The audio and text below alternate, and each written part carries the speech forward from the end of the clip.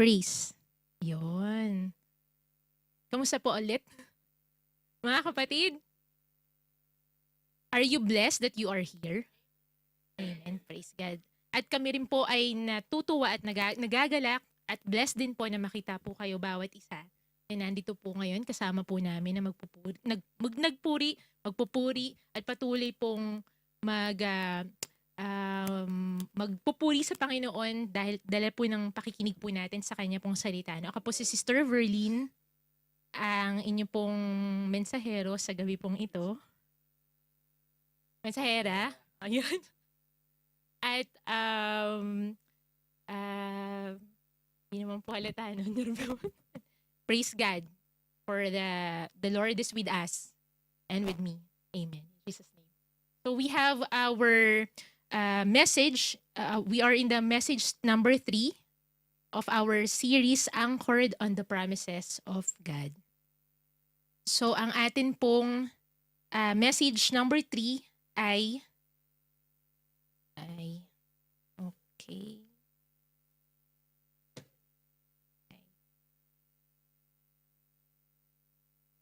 Yan, ayan. Number 3 na po. Apo, ayan. Message number 3, Promise of Peace. Oo nga po eh.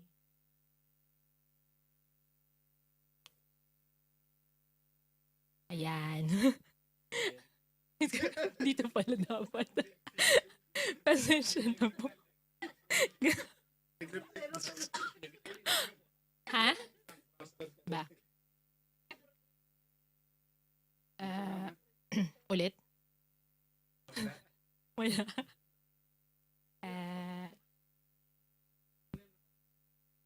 Doon pala kay Brother Arnel dapat. Ayun, yes. Praise the Lord. Lalapit ako doon. Hindi sa gitna, no? And, yan. Ay. Oh. Ayan po. Ayan. Praise the Lord. So, ang topic po natin is about the promise of peace.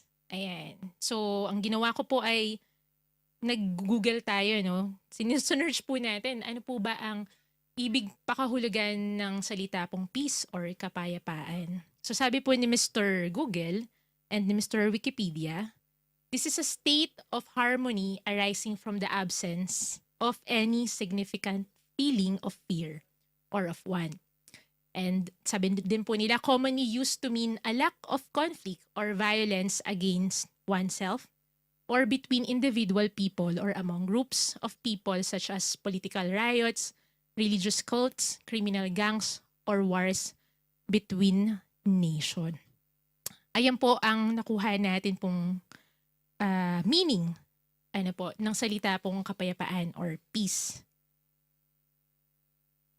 And we will go to ano ba ang pananaw ng mundo patungkol po dito sa peace sinasabi po natin. Sabi po ng mundo, people says na ito po ay makikita nila ang peace ay sa mga places like, for example, pumunta tayo ng Boracay, halimbawa Holy Week, So yung mga tao gusto po nila ng kapayapaan. So they wanted to go to places na tingin nila na makakapagbigay sa kanila ng relaxation and at the same time ng peace. Away from for example, from their jobs, away from their family, maybe sometimes, away from things na nakikita nila na kumbaga ingay ng kapaligiran. May mga tao naman, sabi nila, nakukuha nila yung kapayapaan through success. So, success in your career, probably, gusto nyo, if you are promoted, di ba, na nawawala po, kumbaga nagkakaroon kayo ng kapayapaan kasi ang tagal ko na nagtatrabaho dito sa company na to. Hindi man lang nakikita ng aking boss kung ano yung ginagawa ko, So, kapag tayo po ay na-promote, di ba, kasi yun yung ating isipin, kailan kaya ako mapopromote, kailan kaya ako magkakaroon ng promotion, kailan kaya ako magkakaroon ng increase, kailan kaya ako magkakaroon ng bonus. Ano po. So, ayan, bumalik ulit ako doon.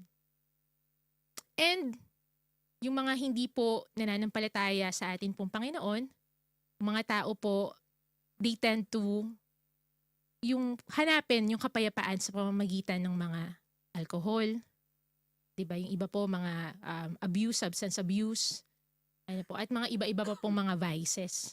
Kasi naiisip nila na ah, magkakaroon sila ng kapayapaan kapag for example, uminom sila ng 3 bote ng beer itong gabing na bukasan.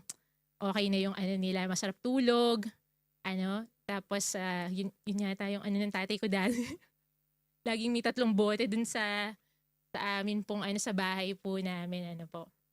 And then sa mga substance, mga yung pag-abuse ng mga substance, they see that peace on that mga vices na makakakita sila ng kapayapaan through that. Why on that temporary time, they feel yung peace, yung kapayapaan.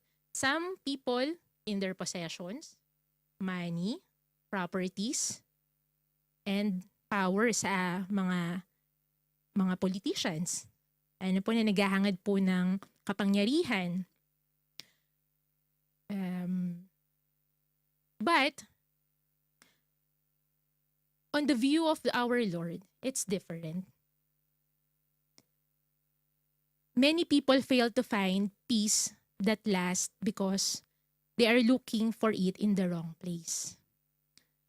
Peace is not found in pleasant circumstances or in people or in things or in having a lot of possessions, but peace is internal. And that is not external, of course, because it's internal. Not external, and it can only come from God, who is peace. And sabi po sa atin pong verse for tonight, from Isaiah chapter 26, verse 3 to 4, you keep him in perfect peace. Ay, sabay-sabay po nating basahin para mas maganda po yun. Okay. Keep him in perfect peace whose mind is stayed on you because he's trusting you. Trust in the Lord forever, for the Lord God is an everlasting rock. Amen. Tayo po ay manalangin saglit. Dakilang Ama, maraming salamat sa inyo pong salita. Hayaan niyo nga po, Panginoon, na ang mga salita niyo po ay patuloy na namin pong manamnam, O Lord God, sa gabi pong ito. Patuloy nga po, O God, na tumimo sa aming puso, sa aming pong isipan, ang inyo pong mga salita pong ito at patuloy po naming magamit, O God, sa aming pong pang-araw-araw po na buhay. Hayaan niyo nga po, Panginoon, sa kapangyarihan ng inyo pong salita ay ang aking pong mga kapatid ay magkakaroon ng lubos na kapayapaan, O Lord God, sa anuman po, Panginoon, na kanila pong mga pinagdadaanan. Muli po, Panginoon, kayo lamang po ang aming pong papupurihan, pasasalamatan sa pangalan ni Jesus. Amen. Ayan po. So, let's go. First, we have to go to the background po. Ano po ba ang status ng time po na yun ni Prophet Isaiah? On that time, nung sinulat po yun, ang kanila pong situation is that Prophet Isaiah is the prophet of God charged with ministering to the people of God during the very dark time in their history sa kanilang nation.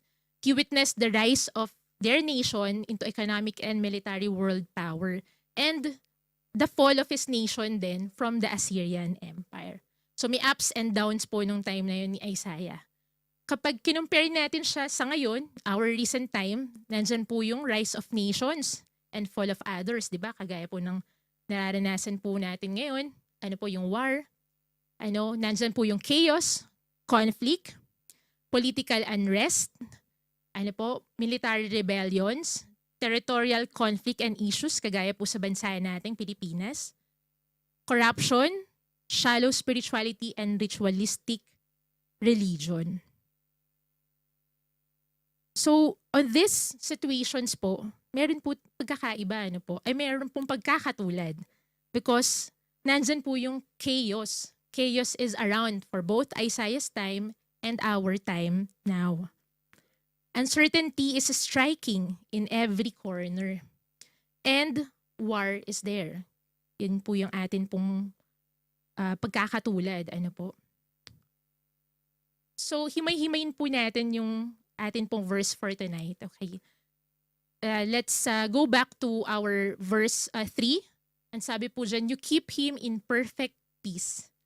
Keep means to guard, to protect, and to maintain. Just like our Lord is our guard, ano po, and he will give us perfect peace. Kagaya po ng pangako niya rin po sa Psalm 85 verse 8, He promises peace to His people. Sa Psalm 29 verse 11, the Lord gives strength to His people. The Lord blesses His people with peace. Peace is available. And our Lord is our God and our protection. The question is, do we still fear even we know that God is our guard? Di ba kapag tayo po tumira sa bahay dito sa, for example, yung accommodation natin, may security guard. Di ba parang, you're secure ka, no? Walang papasok ng mga tao, basta-basta. Naalala ko lang yung accommodation nila si Sister Arlene. Kasi wala silang guard, pero meron po silang pang-swipe, merong para pong security din po nila, So pag ganun po yung state po ng ating mga buildings sa mga tinitirahan, syempre we feel safe. What more if we know that our God is our guard? Siya yung nagbabantay po sa atin. Hindi ba dapat hindi po tayo dapat nangangamba? Mas dapat po natin po na pinapalakas po ng Panginoon ng loob po natin dahil sabi niya nga po dyan sa kanya pong salita, He will guard us, protect us, He will keep us, maintain us. Yes, amen. So next, ayan. Enemy is unable to get in when God's peace protect us. Totoo naman po yan. Enemy is unable to get in when God's peace protect us. Okay. The other side, you keep him in perfect peace. Ano po bang ibig sabihin ng perfect peace? Perfect. Diba pag perfect life, diba ang ganda-gandang buhay yun. Ito, perfect peace. So, perfect peace in Hebrew, it is shalom, shalom. So, 2 beses po inulit ang word na shalom. So, pwede nating tawagin po ang ating mga kapatiran po ng, even batiin ng shalom. Ayan. Shalom, brethren. Diba? Shalom.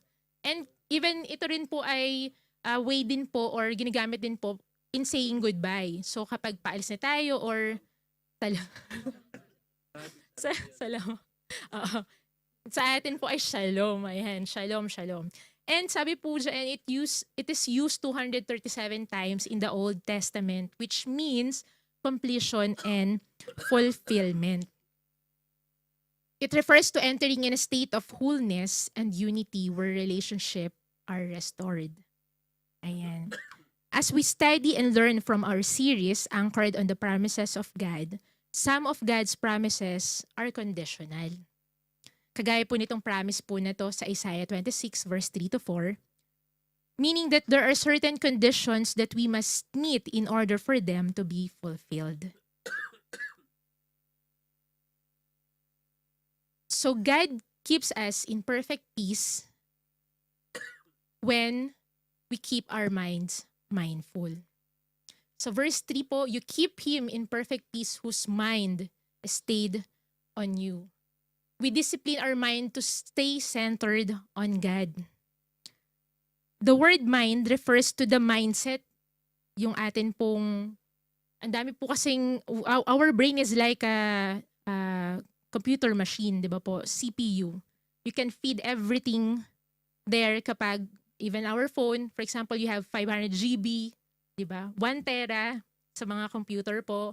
Pataas ng pataas po yung storage po. Marami po tayong ma-feed po na information, marami po tayong masasave po doon sa atin pong computer, sa ating pong phone. Ang mind natin is like that. At mas very, dahil ang dami pong tumatakbo sa isipan, di ba po? Pwede tayong mag-multitasking, gawa dito, tinatype dito, namamalansya dito. Iba-iba pong mga ano po kaya po nating gawin po, no? So, our mind, ang sabi po diyan sa verse po na yan is that the word mind refers to the mindset or a frame of mind, and stayed means to lay on or lean on a strong wall for support. We need to reframe our focus so that instead of getting caught up in our problems, we lay fully on the Lord's leaning on Him with our full weight. So itong tinuturuan po tayo ng Panginoon when we keep our minds mindful. Ano po bang ibig sabihin nun? Ibig sabihin po noon, we set yung boundaries ng mga thoughts na papapasukin po natin sa atin pong isipan. Is this thought can edify the Lord? Ano, is this thought can help me to be more closer to God? Is this thought can help my spiritual life? Or these thoughts can give me depression, give me anxiety, give me worries. So we can do and we can set our minds to only absorb what the Lord wanted us to have sa atin pong mga isipan. Ano po? Ayan. So when we keep our minds mindful, sabi po sa Philippians 4:6-7, do not be anxious about anything, but in everything, by prayer and supplication, with thanksgiving, let your request be made known to God, and the peace of God, which surpasses all understanding, will guard your hearts and minds in Christ Jesus.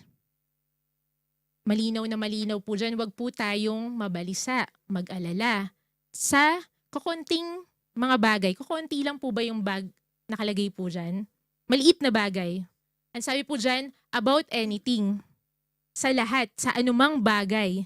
Sa halip ay ipaalam ninyo ang inyong mga kahilingan sa Diyos nang may pasasalamat. Sa pamamagitan ng panalangin at ng panalangin may paghiling. Ang sabi po sa 7, at ang kapayapaan ng Diyos mula sa Diyos na higit sa anumang pangunawa ang siyang mag-iingat sa iyong mga puso at pag-iisip sa pamamagitan ni Kristo Jesus. Meron pong isang study in America, ano po. So pinag-aralan nila ano bang kadalasan po na nagiging dahilan and things people worry about para mag-alala yung mga tao. Ang sabi po dun sa study po, 40% ng mga pinag-aalala ng mga tao ay hindi talaga nangyari. Ayan. 30% ay nangyari na nung nakaraan. So concerned in the past, mga nangyari na po, inaalala pa natin. Bakit ba natin binabalikan? Huwag na nating ibalikan ang mga nakaraan. 12% are needless worries about health. And 10% are about petty issues. 8% are 8% are legitimate concerns. So, and the total po niyan is 8% lamang po yung talagang yung maaring mong yung valid na sa pag-aalala ng tao po. So yung the rest noong pong nakalagay po dyan sa study is 92% of those pinag-aalala ng mga tao is wasted energy. So 92% ng time, ng effort, ng money, ng everything po is wasted. 92%. Dahil po tayo po ay nag-aalala. Ano po? Bakit ba kailangan nating mag-alala? Ayan. So, the Bible says that we are not to worry about even po yung 8% na yan na legitimate concerns po natin. Why? Because when we worry, we are saying that God cannot take care of us. Diba? That our problem is bigger than His promises. So dapat, di ba baliktad? Dapat God is bigger than our problem. Yun yung mindset natin. Yun po yung sinasabi ko din po kanina, to set your frame, yung mind frame po natin, ano, set your mindset, set your mind. So one pastor wrote that worry is the warning light that God is not really first in our life. Worry says God is not big enough to handle our troubles. So ang Panginoon, hindi niya po, sinasabi natin pag nag-aalala tayo na hindi kaya ng Panginoon yung atin pong mga pinagdadaanan. Hindi na kaya ng Panginoon na patigilin itong kaguluhan. Ano po? Hindi kaya ng Panginoon na provide tayo ng atin pong mga pangangailangan. Provide tayo ng job, provide po tayo ng mga things na pinag-aalala po natin ngayon, sa hinaharap, sa atin pong pamilya, ano po. So hindi po natin po dapat po na limitahan yung magagawa ng Panginoon. Tama po ba? Dahil lang po sa atin pong naiisip at sa atin pong pag-aalala. Even Jesus warned us in Luke chapter 21 verse 34, "But watch yourselves lest your heart be weighed down with dissipation and drunkenness and cares of this life, and that they come upon you suddenly like a trap." Worry can weigh us down, and like an anchor, if you anchor in anxiety, kung naka-anchor yung buhay po natin sa pag-aalala, pag-worry, stress, at hindi sa Panginoon, and not in the promise of God, you will see yourself already sinking. Ano po, tayo po ay lulubog spiritually. Ando na mawawala po yung ating pong kapayapaan. Hindi na makatulog sa kakaisip. Buti kong love life yun, pero hindi naman. Pero yun, hindi makakatulog sa kakaisip sa problema. Diba? Jesus himself warned us, ingatan natin po ang atin pong mga sarili at ang atin pong, ano po yung pinagtutuunan po natin ng atin pong mga cares, ano po. At baka magpuno ang inyong puso ng ugali ng pagkalango, ang sabi po diyan, drunkenness, ano po, at pagkalasing, at pagkabalisa sa buhay. So ang Panginoong Jesus na po mismo ang nag-warning po sa atin po dyan. And in Matthew 13 verse 22, this is the parable of the sower. This is what happened to our hearts. The seed falling among the thorns refers to someone who hears the word, but the worries of this life and the deceitfulness of wealth choke the word, making it unfruitful. So po dyan, pinapaalalahanan tayo ng Panginoon na yung worries of life, ano po ang magiging epekto po natin yun? Hindi po tayo mamumunga bilang isang lingkod ng Panginoon, bilang isang Kristiyano. We will be unfruitful because of these worries of life. Yung seed, yung Word of God na tinatanim sa puso po natin, dahil po mas pinili po natin na manahan po yung pag-aalala sa atin pong puso, yung po, pinalitan po niya yung salita ng Diyos. Nagtatanim po ang Panginoon sa puso natin. Pero warrior po tayo. So napapalitan po lahat, natatanggal yung mga narinig po natin sa preaching, nung Friday, nung nakaraang linggo, ano po, narinig po natin sa ating pong kapatiran, nung nag-exhort ang ating kapatiran sa prayer meeting. Narinig po natin po sa napanood po natin pong reels ni Pastor Roy. So, yung mga ganun pong mga bagay, kung papalitan po natin yung salita ng Diyos po with worries of life, we will be unfruitful. Wala pong magiging kabuluhan. Ang buhay po natin, wala rin po tayong magiging bunga. Ano po? Kasi naunahan na po tayo ng mga pag-aalala po natin. Is it sin to worry? Lahat po tayo, as we are living in this fallen world, talaga pong dumadating ang pagkakataon, tayo po ay nag-aalala, may mga concerns po tayo sa buhay. Pero yung pananatili nung pag-aalala po sa atin pong mga buhay.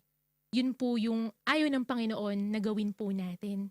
Kasi nga instead of we are thinking every day, hindi na tayo po makatulog, hindi na po tayo makakain, hindi na po tayo makatrabaho po ng maayos dahil po sa atin pong pag-aalala. Hindi na po tayo nagiging productive in our jobs, in our work.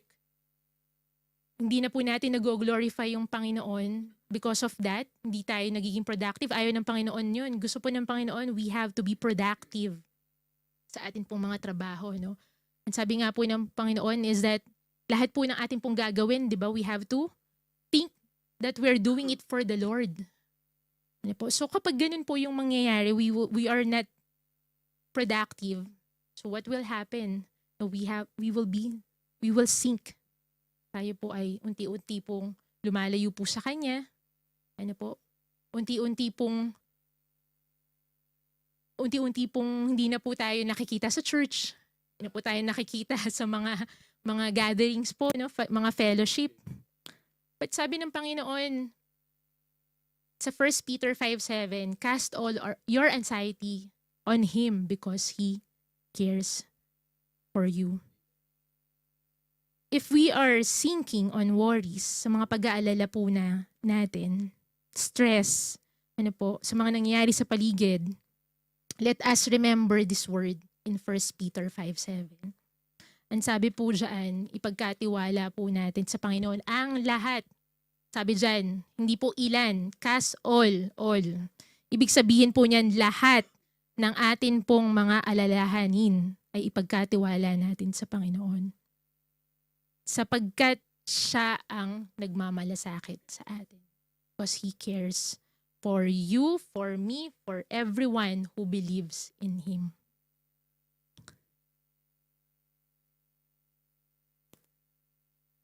What we believe determines how we behave. So sabi po sa Philippians 4:8-9, finally, brothers and sisters, whatever is true, whatever is noble, whatever is right, whatever is pure, whatever is lovely, whatever is admirable, if anything is excellent or praiseworthy, think about such things. Whatever you have learned or received or heard from me, this is Jesus who's talking here, or seen in me, put it into practice. And the God of peace will be with you. Amen. So alam na po natin kung anong iisipin po natin.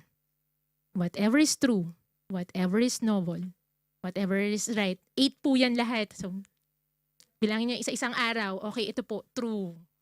Sa pangalawang araw, noble. Hindi po tayo maubusan kasi sa isang araw, sa isang linggo, may 7 lang. Yan po ay 8. So, may extra pa. Okay po. So, meron po kayong idadagdag po sa atin po. At mawawala po yung pag-aalala po natin. Ano po? Ayan. Amen? Praise the Lord. So, God keep us in perfect peace when we keep our wills willing. Sabi po dyan, you keep Him in perfect peace whose mind is stayed on you because He trusts in you. To trust in the Lord means to rely on Him wholeheartedly, buong puso. Ano po, ganun po ang gusto ng Panginoon na tiwala na ipagkakaloob po natin sa Kanya. Our lives is always in submission to Him. No hesitations, no disbelief, walang pag-aalinlangan, walang pagdududa. Our will always in submission to the authority of the Lord in our lives. Not leaning on our own understanding, na when we come to know the Lord Jesus, sabi natin, oh Lord, eto na yung will ng aking buhay, ikaw na ang magmaneho. Okay, nagmamaneho. Panginoon. Tapos, sasabihin po natin sa Panginoon, Lord, akin na muna ulit yung manobela. Ako na muna magdadrive ng buhay ko. Gusto ko ito yung mangyari sa buhay ko eh. Gusto ko ito yung puntahan ko eh. Sabi ng Panginoon, ibinigay mo na sa akin yung buhay mo eh. Bakit kinukuha mo pa ulit? If we trust the Lord, it means we have to rely on Him wholeheartedly. Hindi yung kapag may gusto tayo, kunin natin po yung tayo po ang magmamaneho na ng buhay natin. Oh Lord, diyan ka lang passenger ka muna. Tapos ako na muna ito. Bigay ko na lang sa'yo ulit kapag tapos na itong aking mga plano. No. Diba? Sabi nga po sa kanyang salita, He is the one who's establishing our steps. As people, our man plans the course, but He is the one who established it. God keep us in perfect peace when we keep our lives living for the Lord. Sabi po sa verse 4, trust in the Lord forever, for the Lord God is an everlasting rock. It is one thing to have right beliefs. It is another to believe that God can handle your hurt, your problems, your struggles, your worries, and give you peace. Trusting God is never meant to just be a one-time decision that we make nung tayo po ay tumanggap sa atin pong Panginoon. That is the start, but it must not end there. And sabi po dyan, we keep our lives living for the Lord. We are to trust the Lord forever means we need to continually do it. Our lives should always be in obedience to Him. He will be our everlasting strength and rock. And God has given us place to hide, and it is found in our personal relationship with Him. Doon po magsisimula po yun sa atin pong relasyon sa atin pong Panginoong Jesus. Sabi po sa Psalms 34 verse 14, turn from evil and do good, seek peace and pursue it. Peace can only grow in the places where obedience lives. Ulitin ko po, peace can only grow in the places where obedience lives. If we are stressed financially, and we have struggles, matagal na pong panahon sa atin pong mga finances, difficulties, lagi po natin pong inaalala po yun. Mga bayarin, si Judith, si Brian. Brian ba yun? Brian. Bayarin. So ang sabi dyan po ng Panginoon, peace can only grow in the place where obedience live. Why not choose to be a good steward first? Tingnan po natin, ano Lord ba yung magagawa ko para mabago yung sitwasyon ng finances ko? Para mawala yung pag-aalala sa isip ko kung paano ako magpo-provide sa pangangailangan ng family, paano yung pag-aaral ng aking mga anak. So why not choose to be a good steward first? Itaas natin sa Panginoon yung ating pong mga finances. Ilapit po natin, Lord, gusto kong magkaroon ng breakthrough, kagaya po ng kinanta natin kanina. Magkaroon po ng breakthrough in my finances. Sundin natin ang Panginoon kung ano yung pinag-uutos niya. Ano ba ang nasa salita ng Panginoon when it comes to finances? To be a good steward first ng pinagkatiwala niya. Kasi lahat ng meron tayo, it is for the Lord and from the Lord, di ba po? So we have to keep our lives living for the Lord. We have to seek peace and pursue it. The source of peace that we can pursue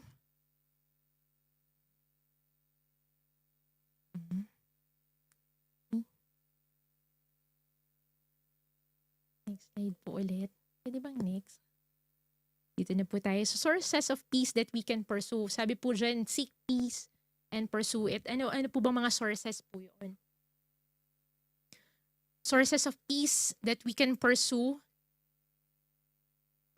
is produced by the Savior.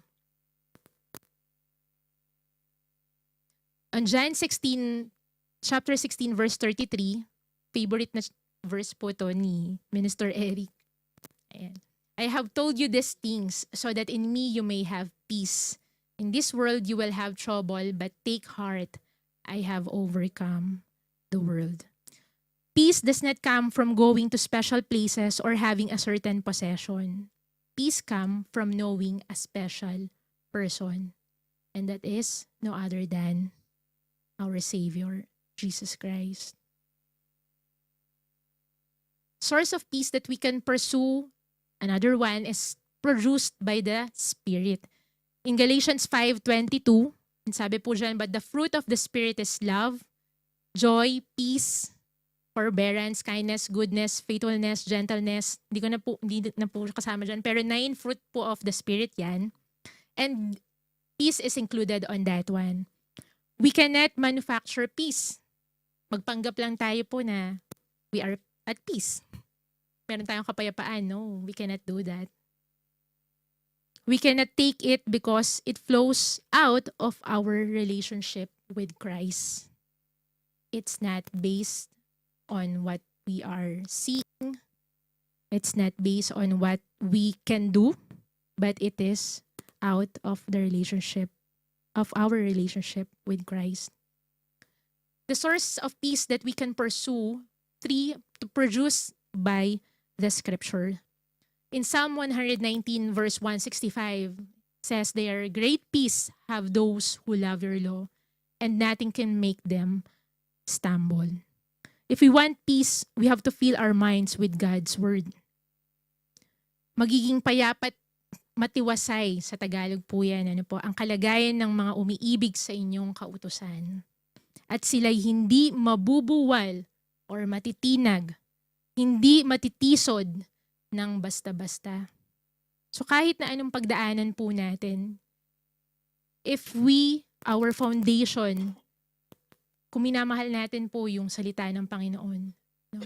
Sabi po dyan, those who love the law, your law, God's law, His commandments, ang sabi po, hindi mabubuwal or matitinag at hindi matitisod ng basta-basta. Nothing can stumble us. And the last source of place that we can pursue is the one that produced by our submission. In Leviticus 26 verse 3 to 6, it says there, if you follow my decrees and are careful to obey my commands, I will send you rain in its season, and the ground will yield its crop, and the trees their fruit. Your threshing will continue until grape harvest, and grape harvest will continue until planting, and you will eat all the food you want and live in safety in your land. I will grant peace in the land, and you will lie down, and no one will make you afraid. I will remove wild beasts from the land, and the sword will not pass through your country. Alam niyo po, nung binabasa ko po to, na kita ko po yung sitwasyon natin po dito. Sabi po dyan ng Panginoon, I will grant peace in the land. I will grant peace in Kuwait, in our neighboring countries, and you will lie down and no one will make you afraid. Matutulog tayo nang wala tayong kinatatakutan. Diba? Truly, God's word is powerful. Submission allow us to surrender everything to the Lord. Kapag sinurrender na natin sa Kanya ang lahat, if you surrender fully, or if you not surrender yet fully to the Lord, this is the time to do so. Claim the promises of the Lord and submit to Him everything. Conclusion na ako. Ay, no. Masaya na tayo. Ang bilis pa, no? Amen. So meron po akong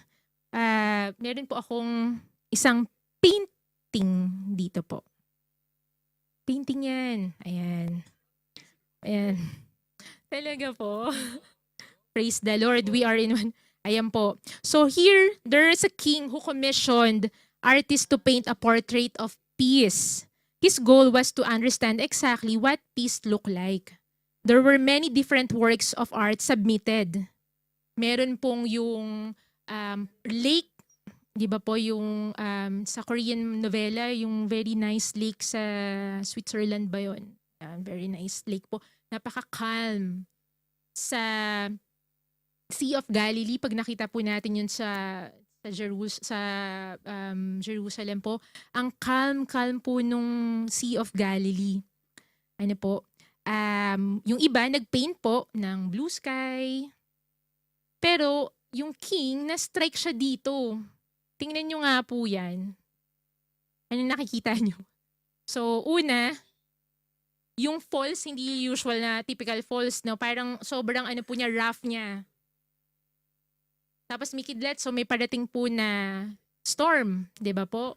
May kidlat, maaring may kulog din 'yan. Tapos sa baba po nun, yung body of water po, hindi siya smooth na parang lake. Yeah. Yes, what's the term nga po? Current. Torrent. Ayan. Naghanap ako ng ano yan? Yung torrent, yun.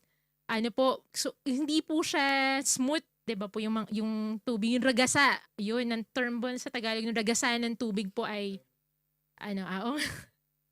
na yung agos ng tubig po ay rough. So sa lahat po niyan, yung mga nangyayari sa paligid niya, meron pong napuna po yung king. Ayan po, yun po yung nakatawag at nakapukaw ng pansin niya. So this painting is the one who won. Why?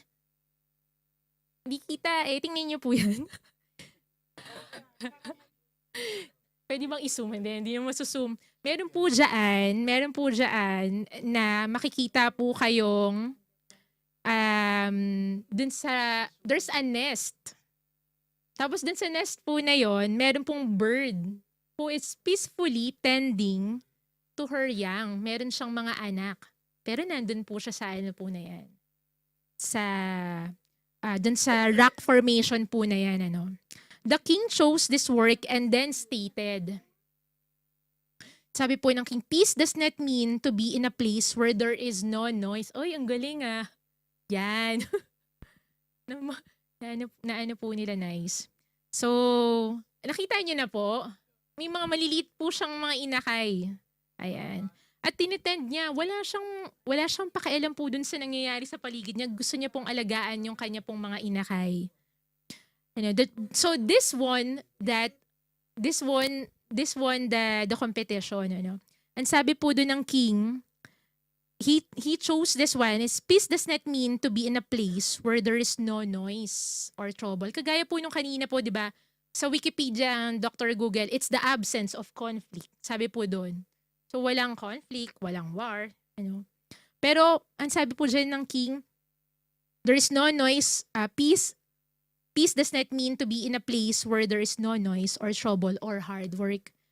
Peace mean to be in the midst of those things. What's those things? Yung noise, trouble, and hard work. And still, be calm in your heart. Yun po yung ibig sabihin. Ayan. So, peace is not the absence of external conflict. Kagaya po na sinabi ko kanina. Dun sa Wikipedia natin, sa worldview, it's the absence of conflict. Pero sa Panginoon, it's not the absence of external conflict. It is the presence of the Prince of Peace, which is our Lord and Savior, Jesus Christ, internally. San yung internal? Dito po, sa puso natin. True and perfect peace not happens out there. Pag tinignan natin, nagkakagulo kasi meron ngang war, no? True and perfect peace happens in here. Turo nga po natin yung puso natin. Ayan. So, true and perfect peace happen in here. The Bible tells us in Ecclesiastes 3:11, He has put eternity into man's heart. Looking for peace and longing for peace that no one or nothing in this world can give, but only through our relationship with our Lord Jesus. When we let Him enter our hearts and lives, when we accept Him and believe in Him, this perfect peace is inside. Dahil nanahan na po ang Panginoong Jesus sa atin pong buhay. In our hearts, problems, struggles, trials cannot ruin God's purposes because the peace that comes from God is perfect. Let this perfect peace be a reflection of our commitment to living a life that reflects the teaching of the Bible and the example of our Savior, Jesus Christ. in this song that we will play tonight po, and I will end on this in my preaching, let's have time to reflect who God is. And I pray that His perfect peace that surpasses all understanding will continue to guard our hearts and mind.